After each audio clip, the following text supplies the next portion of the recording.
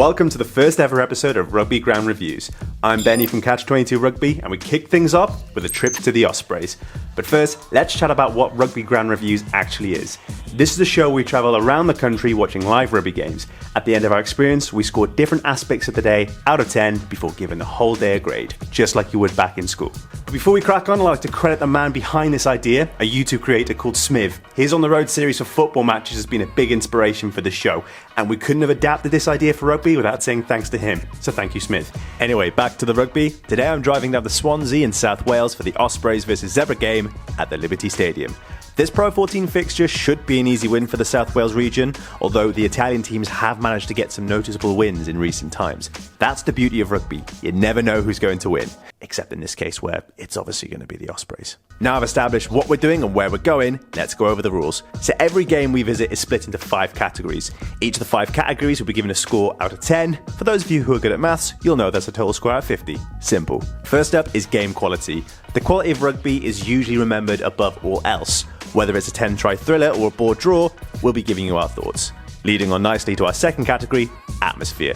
A fully packed Murrayfield might get you a 10, while a local amateur game with an old man walking his dog in the background will probably be closer to 0 on this one.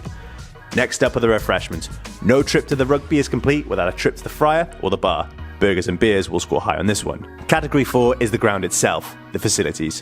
While state-of-the-art 50,000-seater stadiums will get big points, we're also interested in seeing unique grounds with history and prestige. And last but definitely not least is the cost. Some claim the working man is often priced out of the modern game. We'll be putting that statement to the test. After totalling up the score, each ground is given a grade.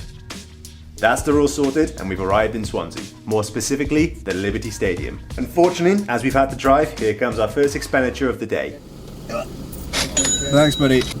Not ideal, but I guess it'll have to do. I'll tell you what, I'm spoiled for choice on parking. Either I've just been mugged off paying top dollar on parking, or this game is gonna be a quiet one. Now, ladies and gentlemen, let's reveal to you our location for this evening's episode. No, not the Harvester, the Liberty Stadium. Maybe Frankie and Benny's is more your thing. Doesn't matter, because they're both right outside the ground. Before we can go any further, our first stop is to pick up my ticket at the ticket office. I have to be honest here, the first time I collected my ticket from the office, I accidentally recorded my feet. Must have been trying to show off my new Chelsea boots, £30 from Next in case you're wondering. So I kindly asked the ticket man if he could re-hand me my ticket for a second take. Sorry. That's alright. There's your ticket then, sir. Looks totally natural second time. Not awkward at all. Anyway, here it is. One adult ticket for this Pro 14 tie against Zebre. That's £20. Now, on to one of my favourite noises in the world. The sound of a ticket machine beeping, followed by a turnstile.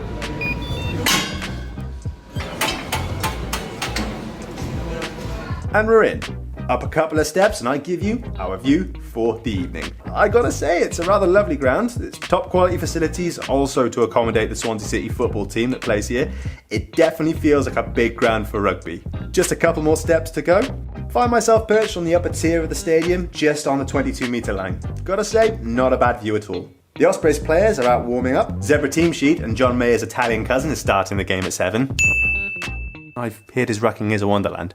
Ospreys team sheet and Squidge Rugby has got competition for Alan Wynne Jones' biggest fan award. Still a bit early before kickoff, so I think I'll kill some time. Let's try out some of the food and drink. Now I realise that the Ospreys share a ground with Swansea City Football Club, so I'm expecting these prices to be really expensive. And I'm proven right. One cheeseburger, that's £4.20. Despite appearances, this burger isn't too shabby. Bit dry, could do with a bit of sauce, but it does remind me of the burgers they used to serve in the canteen back at school. Also grabbed myself a hot chocolate to warm myself up. That's another £2.50. Back to my seat, and good timing, here come the Zebre team. And here come the home team, the Ospreys. Here we go.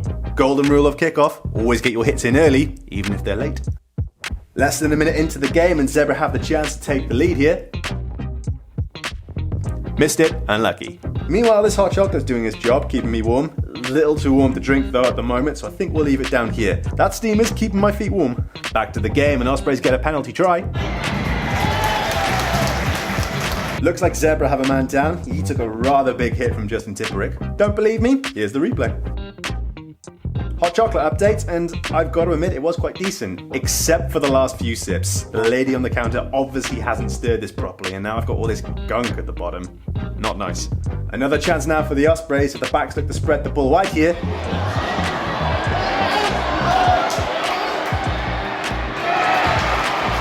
And that's try time. Luke Morgan with a good finish in the corner there. Confirmation on the big screen that he didn't go into touch. This time Zebre tried to make a break but lose the ball. Crowd happy with that one. And just like that, it's half time. Back downstairs now, and that queue is looking huge. Quite glad I picked up my food and drink before. Oh, bear with me, nature calls. After a quick nature walk, I've stumbled onto another bar. Fair play, it's looking decent down here, and it looks like a few options for beers at the bar. You know what? Nice touch here from the Ospreys. They've collected the jerseys of various different rugby clubs within their region. Good to see so many different teams being represented here. I'm going to pick up my one and only beer for the day. That's 1 pint of Coors Lights, £3.80. Best not spill the goods as I try to go back to my seat to watch the second half. And that's kickoff. Another golden rule of rugby, always play to the referee's whistle. Ref? No? Fine, play on. Not to worry, normal service is resumed with the Ospreys camping out in the Zebre 22 here. Now introducing the Ospreys mascot, Ozzy the Osprey. Got to admit, even from here he looks a bit scary. Did seem to like him though. The Ospreys are still camped out in the opposition 22 and just cannot seem to find a way through. They're really eating up the phases now.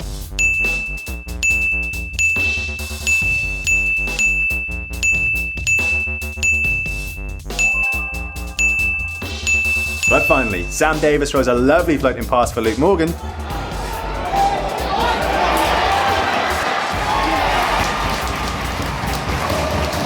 After filming all those phases, I still haven't had the chance to sit back and have a sip of my beer. Obviously my priorities are mixed up by watching rugby over drinking beer. The ref misses a forward pass and the crowd are not happy. This beer's bringing out the hooligan in me. Feet on the seats is forbidden, but I've had a drink.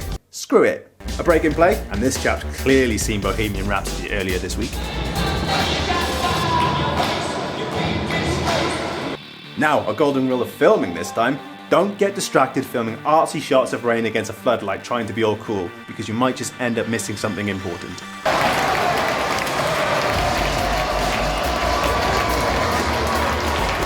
Oh dear, and by all accounts I've just missed the try of the evening there. Luckily enough, I managed to catch the replay on the big screen. It's Sam Davis once again with a lovely crossfield kick. It takes a decent bounce for Luke Morgan to collect and run in the distance. That's another try for the Ospreys, and Luke Morgan is in for his hat-trick. Ospreys really opening up the Zebre defence. Cue Tom Haverfield.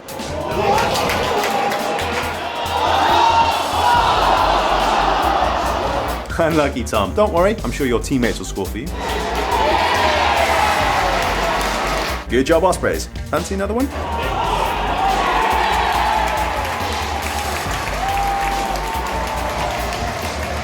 And that brings us to the end of the game. Oh, no, hang on. James Hook's about to take a kick.